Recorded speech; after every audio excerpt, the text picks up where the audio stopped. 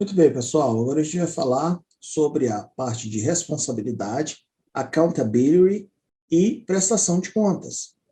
Tá? Então, esse é um tema muito interessante e o administrador público ele tem a obrigação de entender e praticar, né, esses conceitos. Nesse sentido, né, a gente questiona, né, se é do seu conhecimento, enquanto estudante aí, o que é responsabilidade. O que vem a ser accountability?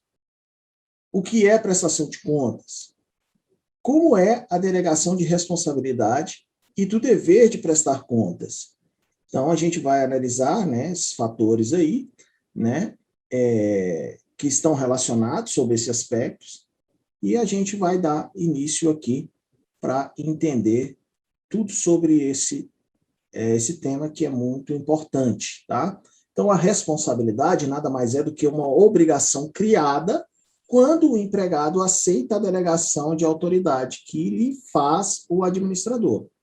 Então, nesse sentido, né, a prestação de contas, que também está relacionada aí, refere-se ao fato de que os empregados serão avaliados pelo cumprimento de suas responsabilidades. Tá? Então, no contexto da administração pública, o termo accountability, segundo Matias Pereira, que é um autor aí muito conceituado, né, nessa linha da administração pública e prestação de contas, inclusive ele é professor aqui da Universidade de Brasília.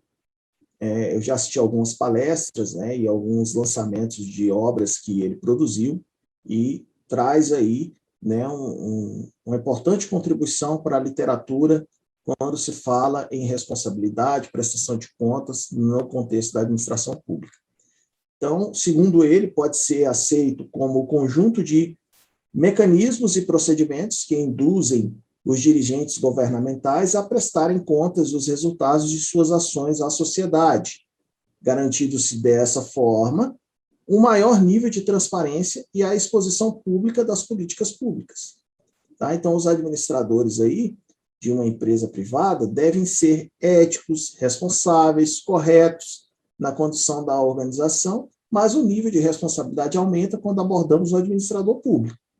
Tá? Então, o administrador público ele é remunerado pela sociedade para prestar o melhor serviço.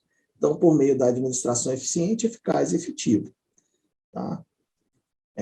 Então, em razão disso, né, prestar contas aí vai significar ser responsável perante o supervisor, que tanto pode punir como recompensar, dependendo do que se exerceu, né, a autoridade delegada.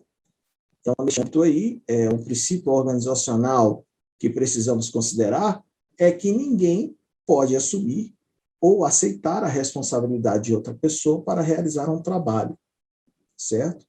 Então, isso é muito importante. E aí a gente tem algumas consequências das desigualdades entre responsabilidade e autoridade. Tá? Pouca autoridade e muita responsabilidade, isso vai resultar na frustração ou ineficiência. Caso a autoridade seja maior que a responsabilidade, pode levar a abusos e arrogância. Então, é preciso ter equilíbrio. Tá? As coisas precisam ser parcimoniosas. Certinho? E agora a gente vai falar um pouquinho sobre a centralização e a descentralização. Centralização, né, ela vai ser considerada aí como algo sendo a concentração de poder e autoridade na chefia da organização. Já a descentralização vai se referir à distribuição de poder e da tomada de decisão para níveis sucessivamente mais baixos da organização, certo?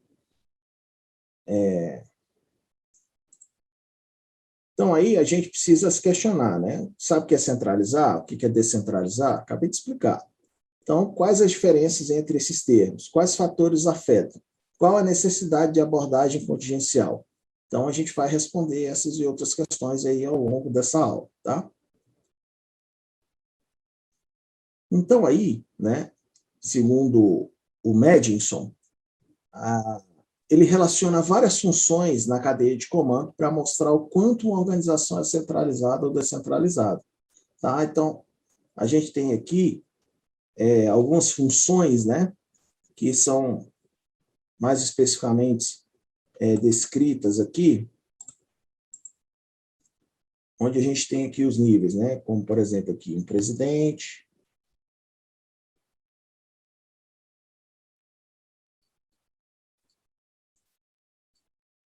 vice-presidente,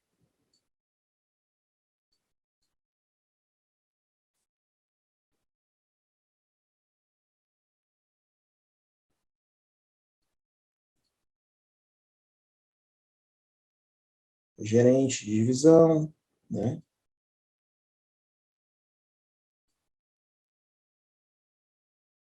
Vai ter aqui um chefe de departamento,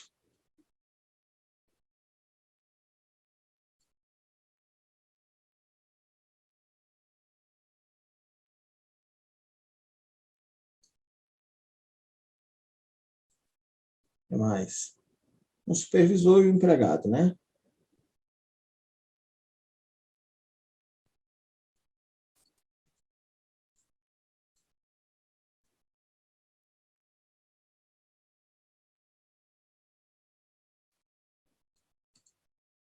Beleza. No caso de organizações públicas, né, o que a gente vai ter? Vai ter algumas funções específicas, né? Vamos dar um exemplo aqui de uma universidade, né? Então, se a gente exemplificar aqui uma universidade, a gente vai ter aqui um reitor, né? Reitoria.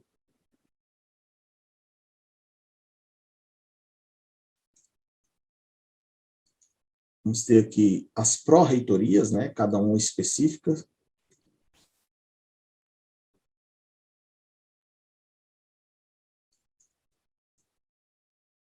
Vamos ter aqui os diretores específicos, né?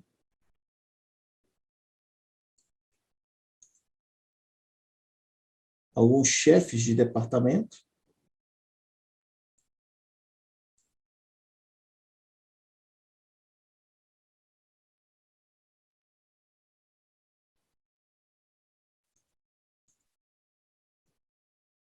O que mais?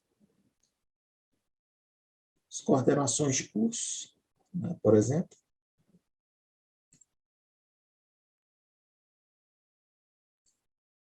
E os técnicos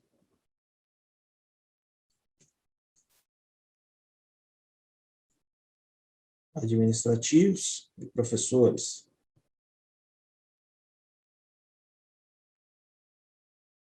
Né? Então, essas funções aí, nessas organizações centralizadas, elas vão dar uma proporção maior, né, de decisões importantes que vai ser a tomada nos níveis mais altos, né? As decisões vão ser tomadas em níveis mais altos pelo presidente, vice-presidente, gerente de divisão, etc. Tá? E já nas organizações descentralizadas, uma proporção maior de decisões importantes vai ser tomada em níveis mais baixos, né? O gerente de unidade, chefe de departamento, supervisores e funcionários, certo? Então, papel de descentralizar é importante e apresenta algumas vantagens, porque quando você descentraliza, você tem uma fluidez na execução das atividades, porque algumas necessidades elas são específicas, certo? E aí você consegue atendê-las nas suas mais diversas minúcias e consegue ser mais eficiente e trazer a eficácia no auge, né, da economia de recursos. Agora, quando você centraliza desnecessariamente, esse tipo de ação fica impossibilitada. Mas, em algum momento, a centralização é importante. Vamos dar um exemplo de uma compra, né? Uma compra de materiais e equipamentos de um órgão público. Então, ele vai fazer uma compra em larga escala para todas as unidades, de forma centralizada. Isso é importante porque potencializa a quantidade a ser comprada. E potencializando essa quantidade, você consegue negociar preços melhores, porque você está comprando um montante alto, né, de equipamentos, de mercadorias. Então, sobre esse aspecto, é muito positiva a centralização, né? Mas a centralização excessiva, ela acaba que você tem um controle exacerbado, você limita a ação dos outros, né, dos outros departamentos, das outras pessoas, e deixa de ter fluidez na execução do processo. Tá? Então, é preciso se atentar a isso, tá? Nada de ter um estilo, um modelo de gestão centralizado com mais incidência do que outro. Então, as coisas precisam ser decididas e esses modelos precisam acontecer em caráter situacional.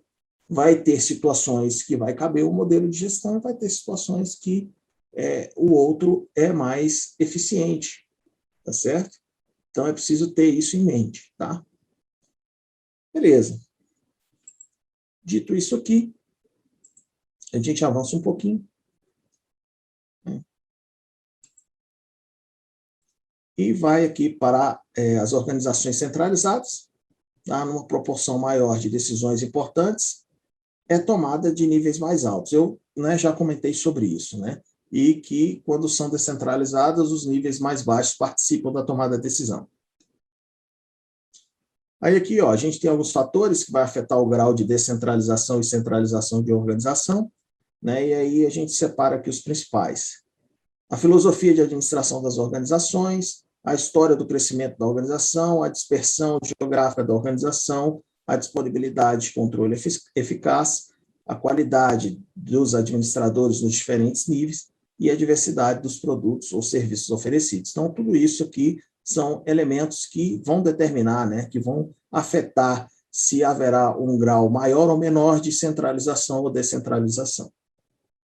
Tá? Então, na administração pública, a gente tem circunstâncias que vão poder afetar o nível de centralização e descentralização na tomada de decisão. E aí um exemplo é o processo licitatório, que é regulado até hoje pela Lei 8666, de 21 de 93, que já foi reformulada aí e recentemente aprovada pelo Congresso Nacional. E vai poder ser dispensada a partir do momento em que determinado município esteja em estado de emergência.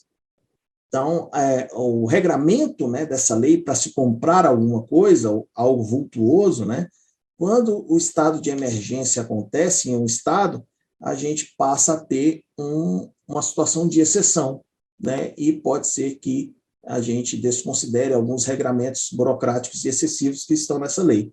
Tá? Então, dessa forma aí, a compra pode ser realizada de maneira descentralizada em relação à lei federal que dispõe sobre licitação pública.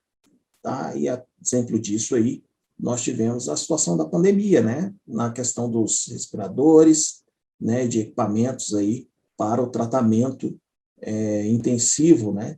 Dos casos graves da doença. Então, a lei de licitações aí pôde ser flexibilizada, né? Em razão do momento que se passa, né? A situação de calamidade. Perfeito? E a gente encerra aqui essa etapa e nos encontramos na próxima. Forte abraço e até lá.